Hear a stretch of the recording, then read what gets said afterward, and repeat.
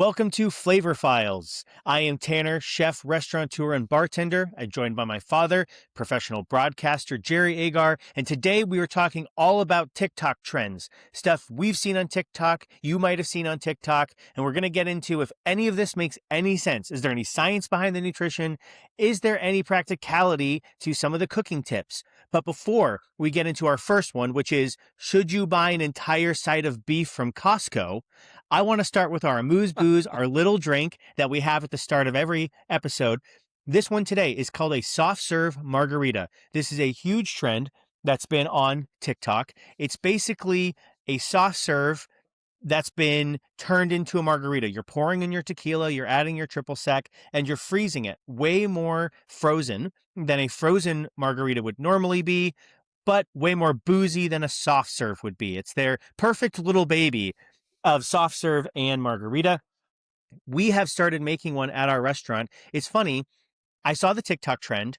Grace, my partner, says, maybe you should make this. You do all the ice creams for your restaurant and you see the beverage menu. You oversee the beverage menu for the restaurant. You're the perfect person to make this. And I said, I don't really want to make a TikTok trend. Then she showed me some Dallas influencers complaining that all these Tex-Mex restaurants we have in Dallas, and not one of them is making a soft serve margarita. So I said, okay, fine. I'll make it and then I'll invite them to come see what I've done.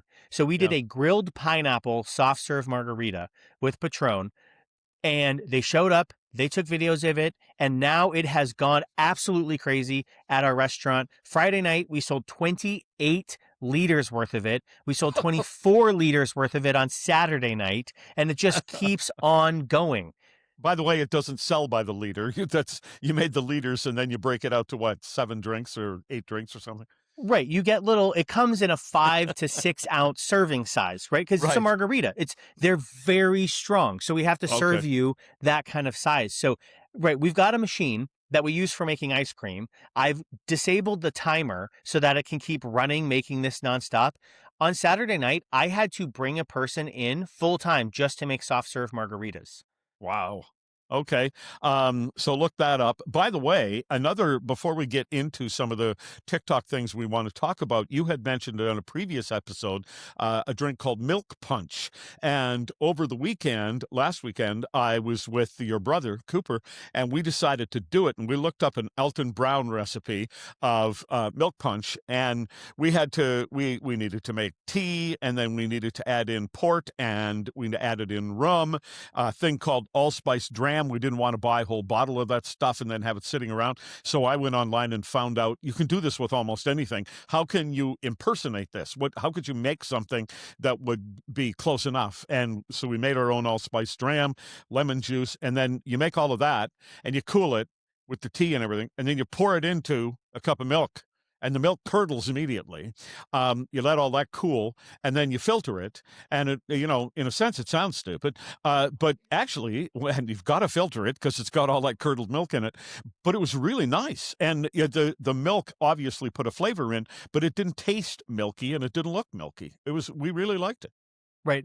The lactose that's left behind will give you a sweetness. It'll give you a richness.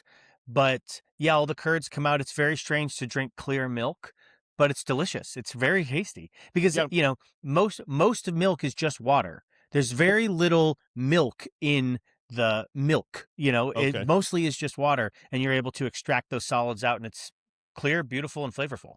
So I saw this on TikTok. You can go to Costco and save yourself a lot of money if you have the space for it at home, and buy a whole side of beef, like something like 375 pounds and all the different cuts and all that kind of thing. It's not unusual for some people to go to meat stores and do this. But first of all, can you actually do that at Costco?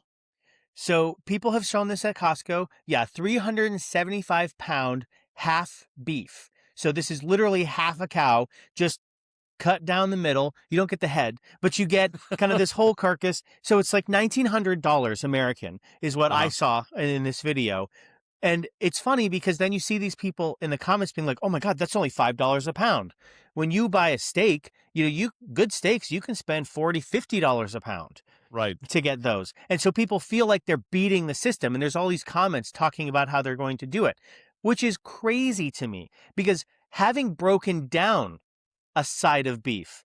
Uh-huh. This is a incredible amount of work. First of all, let's just talk about what are you going to do with this thing, right? This is a 375-pound half animal. How are you going to get that from the shelf into a cart and into your car? What are you driving? What kind of car do you have that can put half a cow inside of it?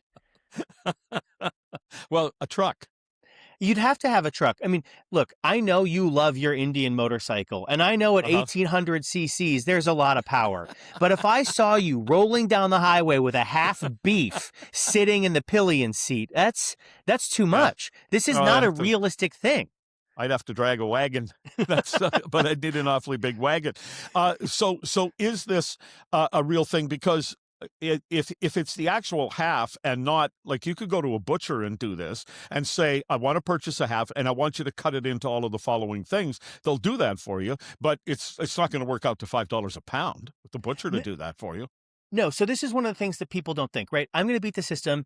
I'm going to get all this. Okay, so first of all, your hanging weight, when you actually take half of a half beef and then you Yeah. break it down, you're only going to get about 60% actually edible food. Because you're right, you're paying $5 a pound, but you're also buying bones and you're Yes. also buying connective tissue. And Yeah. there's a lot in there that you just can't use, unfortunately. So this means we're sort of talking about like 225 pounds. That's how much beef you're going to get out of here. Okay. So, and then let's break up for a second. If you have never seen somebody break down a half beef, go on YouTube. There's some really cool butchers who's trying to show you how you do everything, but you will see them use band saws.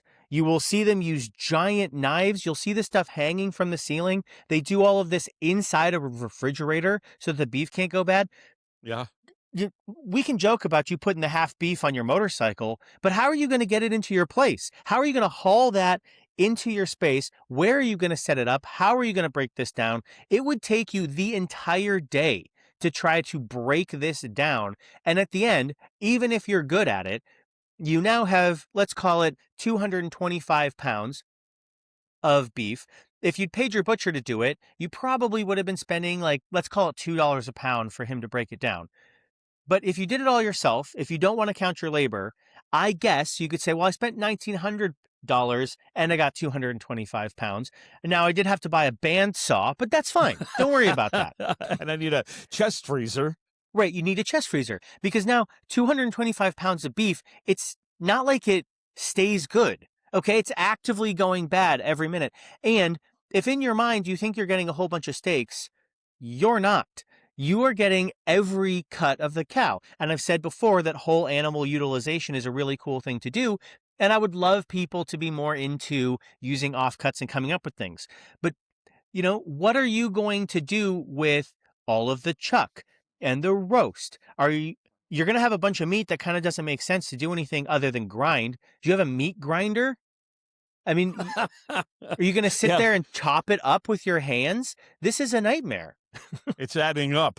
I think my father used to buy every fall maybe a quarter. He also bought 50 chickens every fall. So we had 50 chickens because we had chicken every Sunday, literally. And then at Thanksgiving and Christmas, I think it was, we had a turkey.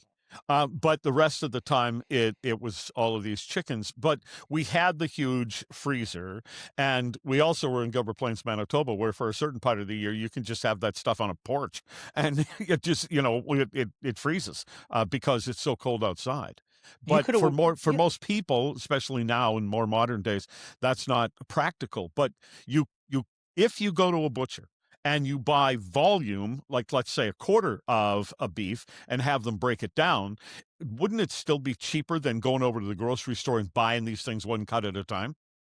lots of times butcher shops will do this. They'll sell you a half beef and your per cost for everything is going to be less because the butcher, part of what you pay for when you pay 50 pounds for your filet mignon or $50 for a pound of filet mignon, part of what you're paying for is the butcher has to process everything else and store everything else and figure out how to sell everything else. Hmm. Butchers would love to sell you half beef, full beef, even quarter beef, because they know it's going to come in my door. I'm going to pay a guy to break it down, and it's all going to go right out the door. There's no storage, there's no packing, there's nothing for me to worry about, right? It's a perfect product for me. I throw away the scrap, but you've paid me for that too. So this is a perfect thing. Butchers love to do this. You can get really high quality stuff. You can also, lots of times, if you live in an area where you can kind of get to know some ranchers, like I do here in Texas, you can work directly with some of these ranches. They'll tell you who they use to process, and you can go. Maybe it sounds a little morbid, but I've pet cows before and been like, yeah, this one looks good. Oh, wow. No, I think a lot of people don't want to do that. I'll tell you what, as we're talking about this, it reminds me of something in Anthony Bourdain's book called Kitchen Confidential.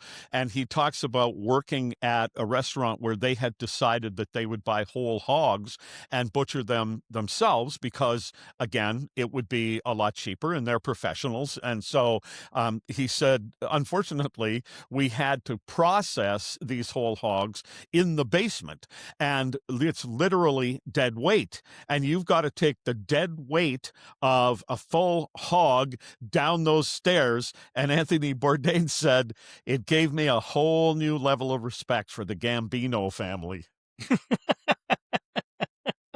So, lastly, before we run out of time on this segment, if you are thinking, okay, I'm not going to get a half beef, I'm not going to get a bandsaw, I'm not going to get 2 chest freezers, but there's got to be somewhere in between buying a retail cut and buying a half beef. What you should do is buy what are called primal cuts. This is the big chunk. So the butcher takes the half cow and then he breaks it into smaller things called the primals. And from there, you trim those into the steaks. Okay. If you're interested in this, if you think it sounds cool, this is a really, really awesome thing to do. You could buy an entire ribeye, for example.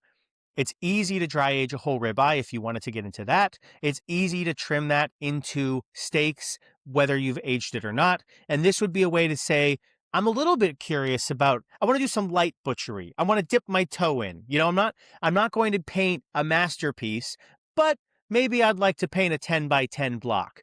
And this would be a way for you to sort of get started in the butchery world.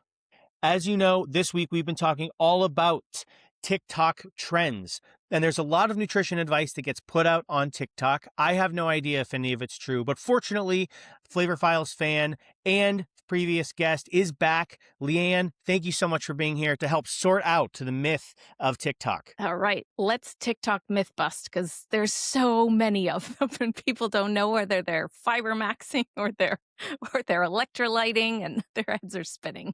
Yeah. Leanne Phillipson of sproutright.com. So what are we looking at here, Tanner? Well, the first I want to talk about is water talk.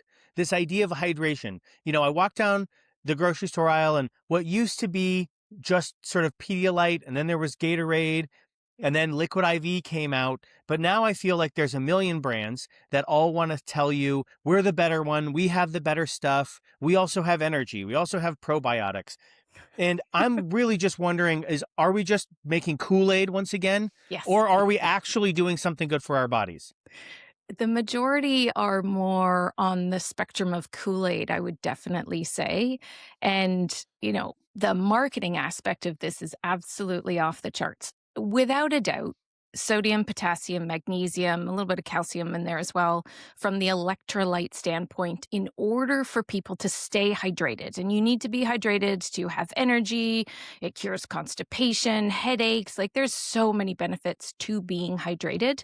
But pouring those little sachets into your drink all the time, number one, it's artificial flavors. Very often it's either real sugar or artificial flavors, but colorings as well, because you're like, oh, this is like watermelon flavor or this is watermelon color. And, you are kind of making what I grew up with as Kool-Aid. And the worst delivery of sugar into your body is through any kind of liquid. And this definitely happens, whether it's a Gatorade, whether it's a sports drink, whether it's this little packet. If you genuinely need electrolytes, your number one drink to have is just plain old coconut water, and plain, not with any extra color or flavor or pineapple or someone doing the hula on the front. It's just plain coconut water. Or you can just take some actual sea salt with a squeeze of lemon, put it into your water, and you're good to go. So I don't need to buy any of these products. I could just buy salt and lemons, and I'd get the exact same benefits. You'd actually get something that your body is able to take in, because a lot of the forms of whatever the calcium, potassium is that they're putting into these little sachets, your body may not take in, whereas salt is from the earth. Our bodies know how to do what it needs to with more natural products as opposed to, something that's made in a chemistry lab. But what if I like the blue color? What if it makes me happy? Well, that's a different scenario. And if your goal is to make your water taste like strawberry lemonade because you're actually going to drink it with that hint of blue in it. Mhm. But don't confuse that with, I'm doing this to be hydrated. I have absolutely had clients in my career that are like, I am never going to drink a glass of water. I don't care what you tell me to do or what it's going to do for me. In which case, sure, a little bit of that, but maybe you just use a small amount of the sachet instead of it all, especially if it has sugar or the artificial flavoring or color or even sweetener in it, because that's another one that's not so great. So I see all of these sweeteners, though. That's another one, right? Is like I remember when stevia got big, and it was Yes. monk fruit sugar. Are Yes. any of these safe to use, or are they all just sugar? Well, they all are sugar. Stevia definitely is a plant, and that does not necessarily alter your blood sugar level. And that's what you're looking at the end of the day. If you just drink Mexican Coke, let's say, it has real sugar in it. And like I said, Mhm. the release of that into your bloodstream is detrimental over years and years. Or for some people who are diabetics, it's a real big problem. When you have these other artificial, like really like your sucralose, your aspartames, that messes up your gut bacteria. That can make you even hungrier later on, even though you think, oh, I'm going to have a zero pop or something like that. So again, it's made in a lab somewhere, and it's really, really not great. So there's tons of studies out there. They're all conflicting. One week it's fine, the next week it's not.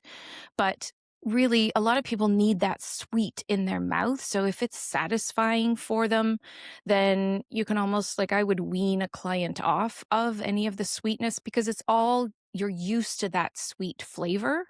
And just swapping everything for the sucralose, the aspartame, and all that kind of stuff, it actually can give you more problems in the long run. So have the real sugar, like I said about the real salt, have the real thing, and then start to wean yourself off of it. It will make you happy in the moment, but the happiness doesn't last, because then you also crash in not that long, and then you're just really grumpy and you're yelling at everybody and nobody likes you. So there's that. That doesn't sound good. Not really. Nobody likes you. No. What about this trend I see of cauliflower being like just, cauliflower rice is supposed to save humanity from Right? our overindulgence on white starches. Yes. Well, I mean, this is one of those swaps where you're taking something that is more refined, white, anything, and swapping it for something where to the eye people don't really notice, but you're actually eating another vegetable. So in my books, that's always a really great thing to do. But also at the same time, you think, okay, well, I'll just have a cauliflower pizza every single day, or I'll pile on tons of, it's not like it's not going to save the world. But if there's a swap that you want to do, then sure, go for it with the cauliflower, because I do actually think that's a good one. Any other swaps that you kind of readily reach for, TikTok famous or not? Oh, what else do I love? Well, white flour, swap it for anything. I actually love swapping tons and tons of recipes out there have almond flour in them instead of your typical white flour. They're genuinely better. You're getting way more nutrients. You feel fuller for longer. Um, let's see, what else? Any kind of your daily soda that you happen to have, maybe you could just change that for your soda stream bubbly water, put in your pinch of sea salt and your lemon. That would be also amazing. One that we like to do, this is a bartender trick, Yeah. is soda with bitters Yes. and some water. Oh, So it lovely. tastes really great. If you add a little lime on there, if you take cardamom bitters and just Yes. add them to soda water, it Yeah. tastes pretty much like Coca-Cola, and you're It's not adding beautiful. any of the sugar or anything. No, and bitters are actually incredible. Like, you're actually doing all of your customers a great service, because if they have that first, the natural bitters in there get your digestion going and your enzymes in your stomach ready for the incredible food that's just gonna that's gonna follow with all the dishes that you cook up. So I actually think it's absolutely amazing. Yeah, that sounds pretty economical as well, Tanner. Yeah, I mean, a bottle of bitters, depending on the brand that you buy, you're talking somewhere between $5 and $10 for a Exactly. 5-ounce bottle. You're just using a few splashes. Yeah. And, I don't know if we do it as a health thing per se, but I know a lot of bartenders, bitters, soda, little bit of lime, little bit of salt, Yeah. and I'll sober up enough to get through my service. Yeah. See, Leanne, you thought they were doing that for the customers. That's not No, what no, they're no, no, doing. no, no, No, no. not necessarily, but I'm saying that's an extra benefit they didn't know they Yeah. were getting, and you didn't know you were giving them. So again, it's just kind of keeping it simple. I think that's simplicity really often wins with so many things that like the hydration thing, don't go crazy. It's not going to save it's not going to save the world, unfortunately. I'd love it if it could. Although I do tend to tell people to drink a lot more water. One thing that actually people could do, maybe you do something like this at the bar, Tanner, is herb teas. Any of the herb teas that are made that are then cooled, they actually taste a little bit better. And I'm someone who's not going to order a boozy cocktail. I'll have something like a mocktail because I find myself not being able to drink anymore for the migraine situation I get after. So your bitter drink, that definitely is going to speak to me. Something that has, a little bit of color from a blueberry tea, that would be incredible. And then you kind of jazz it up with a little bit of the bitters or something else. So that's also a great way to get more hydration that actually is satisfying at the same time. Tanner doesn't like the term mocktail. We prefer to call them non-alcoholic cocktails because then we can charge more. Oh, you know what? The non-alcoholic cocktail makes you feel like you're still in the game. Right, You right. know? You're still playing. It You're does. still playing. Yeah. But tea, we've talked about this on the show before. Tea is actually something we use a lot for this. We're running one right now on our menu called Turkish Delight. Ooh. And it's a tea-based cocktail that tastes like Turkish Delight. Yes. It has everything I love in a cocktail Yeah. without having any alcohol to it. Yeah. And it just, that would satisfy me. I would still feel like I'm in the game, even though, maybe I do want to have the other more alcoholic cocktail, but it's not not in my best interest to do that. So it is really nice to get a beautiful non-alcoholic cocktail, whether you're choosing to, for whatever reason, not to drink, and you still enjoy with the rest of the table. So it's a great thing.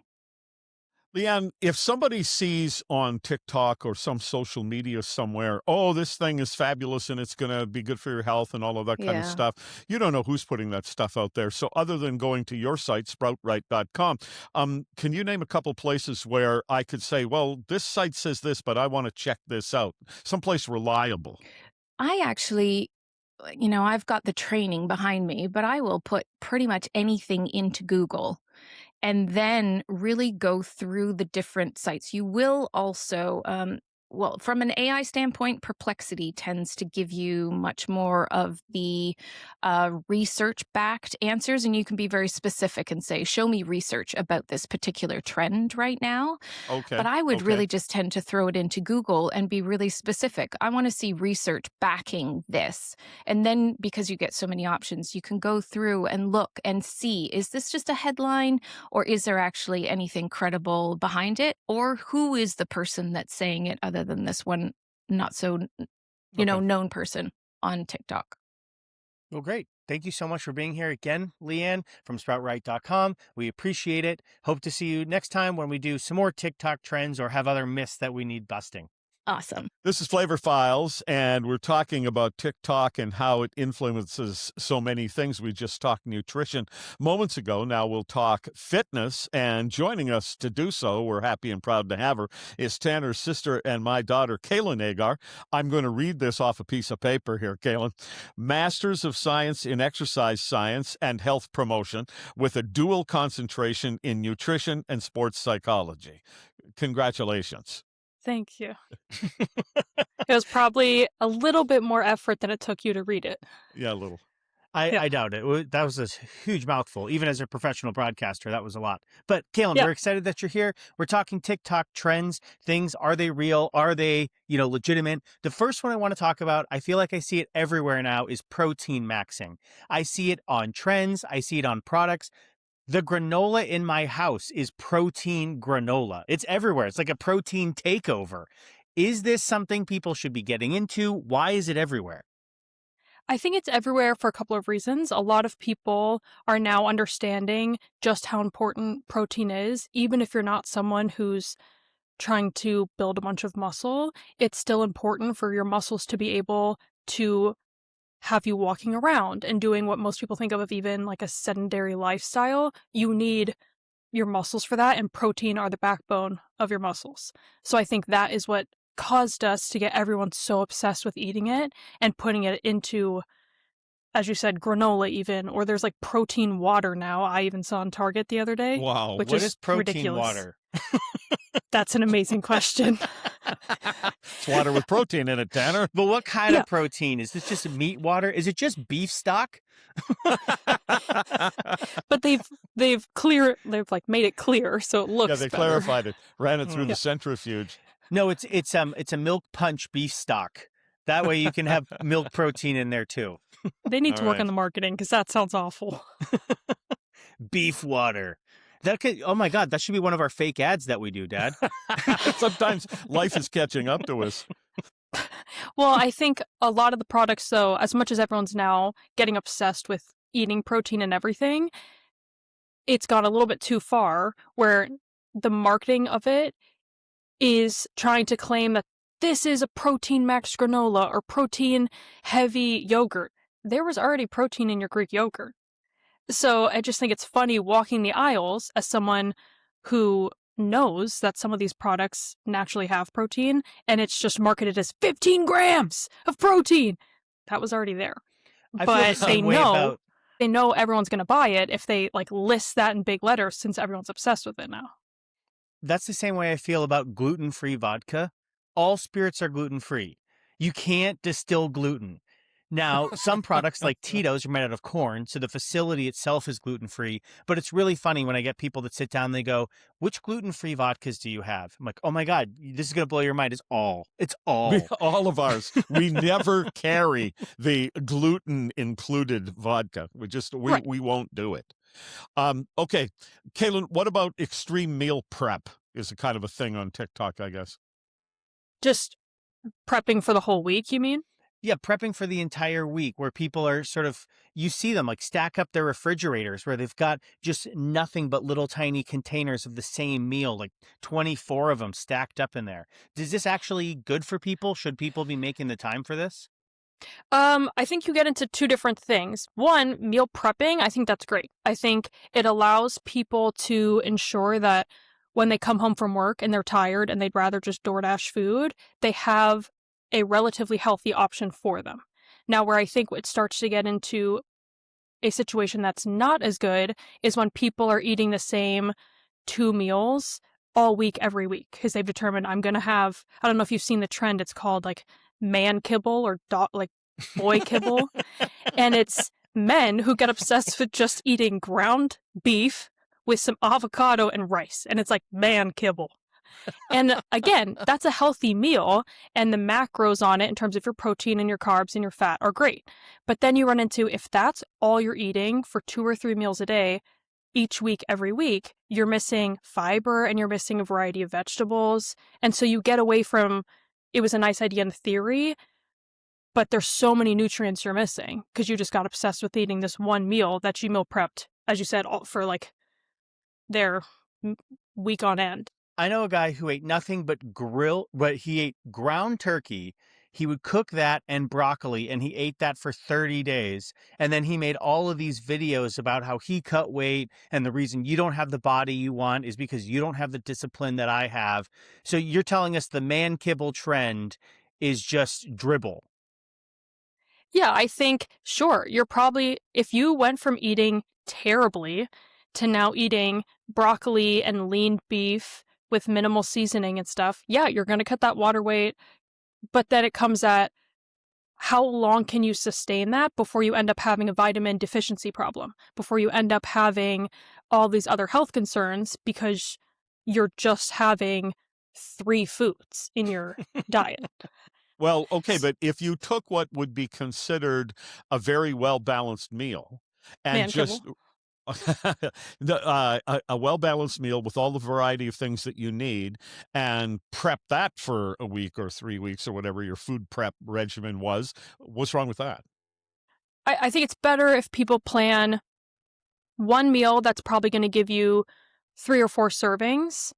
And then the next time you prep that meal isn't for a couple of weeks. So not only are you having 2 or 3 different types of lunch and dinners in 1 week, but then you're changing it up. And the next week, and maybe that third week, you're not repeating again. So you make sure you're having fish and chicken and beef, or you're making sure you're having different beans and you're having different vegetables. So again, you're getting that wide variety of nutrients on top of just eating the one dinner. As healthy as you might think it may be, it would be extremely hard to find one dinner that could get you all of the nutrients you need. Even if you pair it with one singular lunch, it's just not going to happen. People say pizza does that. And it's also the shape of the food pyramid. Have you noticed that? That way you know it's healthy. Yep. Are there any TikTok trends you're seeing that you want to take this platform to refute? Any that you just really make you mad? The man kibble gets me. And then I do think that you guys kind of hinted at is this idea of, oh, as long as there's eggs in here, well, that's protein, so I can have a cookie because it must be healthy for me. And you're like, no, because you also have to consider, even when people are just like, I'm going to do a scoop of protein powder into my coffee, so now it must be healthy for me. And I think you get away from that added layer of how is that protein even processed and the quality of it if you're just relying on the supplements versus the whole foods. Hey, can you have too much protein? You can. There's a lot of variables in terms of how active you are, and again, the quality of the protein you're eating, and in terms of how it's processed and how many amino acids are in the protein supplement you're eating, because again, that's what's helping take the protein you're eating into amino acids into your muscles. So there's not, each protein source doesn't necessarily made up of the same number of amino acids. So that's the other thing to consider is what you're eating, what it's made up of, and then you can overdo it and eat too much protein. And especially if that's not paired with fiber, your body can't kind of break it down. You might end up having some bowel and gastric problems. So no one how wants much that. protein? What's the right amount of protein? I would say most people should aim for about 1 gram per kilogram of body weight.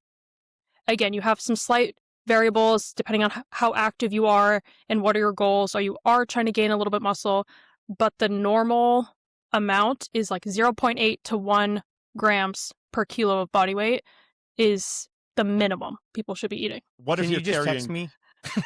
Yeah, I'll calculate it for you. What if you're carrying too much body weight? Well, protein does help you feel fuller for longer. So it is Okay. the main macro that they tell people who are trying to lose weight. Focus on high quality protein over some of these other nutrients so that you feel fuller, and then overall that might decrease your caloric intake overall. But you've had that protein that's going to keep building muscles, and that boosts your metabolism and helps with weight loss. So What are some of these good proteins? You keep saying good protein, but what are they? What should I be maxing with? yeah, I think that's where the trend man kibble came from, because ground beef, ground turkey, ground chicken, those are going to have almost complete sources of all those amino acids that we were discussing. But then the fat content in those, so it's when you see when you're at the store, they'll say 93-7 or 80-20, because you're trying to get a less fatty cut of meat, especially if you're pairing it with the avocado. So that's going to be your fat content in that meal. Those leaner cut or less fat proteins straight from animal sources are the better quality. If you're vegan, you have a harder issue, but that's where combining different types of beans together with some tofu options can get you all of the amino acids. But a lot of the times it is animal sources, eggs, Greek yogurt, milks, cheese, as long as you're making sure the fat is under control in whatever of those I think protein sources. I think the thing that often happens with sort of fads and trends that pop up in places like TikTok is just do this, do this, do this, do this. One of your specialties, Kaylin, is sports psychology. The psychology of eating is if you don't like it, you won't sustain it. Exactly. And I think that's where people find, well, I really like this meal, so I'm going to cook it 3 meals a day, 7 days a week. And on the one hand, that's great, but I think you have to find little ways to incorporate some other nutrients in ways that you like, but there's a little bit of a balance there between liking a food, but also just knowing this is good for me. Like, people might not like exercise, but it's good for you. So you have to, at some point, just be like, I'm going to eat the vegetable and I'm going to go to the gym and this is good for me. And I'm going to drink protein water. Right. Clarified beef stock. And lots and of man it. kibble. Thanks for doing this, Kaylin. Yeah, thanks for having me on. But finally, what I know you've been waiting for, are there terrible trends on TikTok for cooking, and can I answer them for you? So the first one I want to get started for you with is... You know what I think? What? I think the answer is yes to both of those questions. Okay, the first thing, I really want to talk about an air fryer, because so many people ask me questions about air fryers. Have you ever used an air fryer? I have not. Okay, so the promise of the air fryer is you're going to put things in and it's going to get so crispy. It's like deep frying, but it's not. And it's healthier for you, but it cooks up everything really quickly. It does a really great job. So a couple of things I want to start. First of all, I don't know what air frying means, because you can put something in there and it gets crispy and it gets good, but it's not the same as frying. It's just straight up not the same. Deep frying is delicious. Now, it might be bad for you. This is why I didn't ask Leanne Phillipson earlier when we were talking about health foods, and she was telling me that you're not supposed to have sugar. But deep fat frying is delicious. There is no substitute. If you're annoyed about how it's kind of difficult at home to get a pot of grease and make it, I understand. But an air fryer is not going to fix this problem for you. An air fryer is good. It does a good job of reheating things. It can make things crispy. You know, you can find recipes of people baking them and everything. That's because an air fryer is a convection oven. That's what it is. Some people are going to argue with me and probably send us emails about it, but that's what it is. It's a little tiny oven that has a fan and it's moving the air. So what's helping it get crispy is, instead of just sort of sitting in a warm box like a regular oven, what an air fryer does, or a convection oven, is it has a fan that's pushing air across it. So the hottest air is getting pushed over from the heating element over the top of the food. And that's helping it get crispier, because it's not just sitting there. It's having something actively push the heat into it. That's also why it goes a lot faster than other types of cooking, is because it's doing that. But it's not frying. And if you think, no, but this is so much better, I have a convection oven, it's faster, it's better. Yes, because it's smaller. It has a smaller space to take up. Okay. So if you have a convection oven at home, you functionally already own an air fryer. But if you want to buy an air fryer because it's convenient, go for it. I'm not anti-air fryer. I'm anti people calling it a fryer, when what it is a very nice toaster. Okay, but when it works, crisping and things like that, that's great. When doesn't it work? It doesn't work when you're wanting to do like really complex dishes or something that really needs moisture, right? You can take a regular oven and you can braise in it, right? Or you can steam in it. An air fryer would be terrible for steaming, because it's going to blow all of that moisture around and it's going to mess up the food. So I wouldn't use it for that. A steam injection oven. Now, if you want to ball out on your kitchen, a steam injection oven, that is a really cool thing to have. They're very expensive and their uses aren't very high. But when you have one for the right tool, we make a specific type of bread at our restaurant. It's an Icelandic style bread called rugbröd. Traditionally, you dig a hole, put the dough of the bread down in the hole, and the steam from the volcanoes and the geysers is what cooks the bread so it stays dense and chewy. And we make this type of bread at our restaurant, and it's amazing. Everyone talks about how good the bread is. So for that, it's worth it. Should you buy a steam injection oven just so you can bake one specific type of bread that you heard on a podcast one time? Probably no. But if you just won the lottery, you want some money for life, and you're trying to figure out what to spend it on, that would be a cool tool. Let's talk about some shortcut cooking microwave hacks. One thing that's really cool in a microwave, I was just actually teaching a couple of my cooks how to do this. Fried herbs are delicious. They're really nice on a salad. They're really good just to kind of put on top of a pasta, something like that. But we sort of just said what a pain it is to fry something. So if you take a bowl and you wrap it in saran wrap.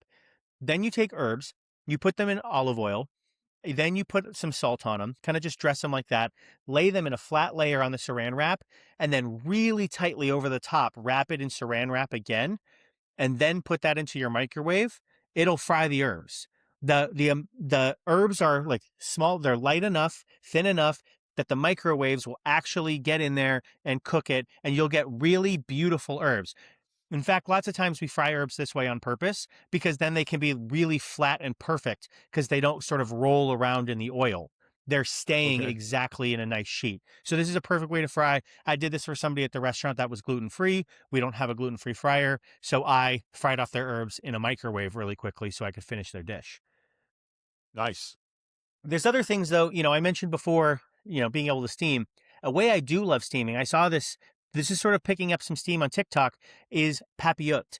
Literally means like in an envelope. So you take fish, you've eaten it at the restaurant you've had it at my restaurant this way. Yeah. I love to do it with fish. So you take the fish, we'll put down like some wild rice. We'll put down a piece of snapper. We'll add a little bit of citrus on top. We'll put some herbs, vegetables in there. You wrap this all up in paper and then you put it in the oven. And the juice from the citrus and the fish will naturally steam all inside of this bag. And then if you tie it up right, it comes out to you like a little present and you can open it up and then eat it. What's funny though is you have to be aware because you recall I've fed you several things over the years that don't look like food. And I tell you can eat it anyway. I remember bringing you the little paper envelope and I said, great. Yeah. And then this will be the sauce. And you started pouring the sauce onto the paper. And I said, oh, no. You have to open the paper first. You go, well, I don't know.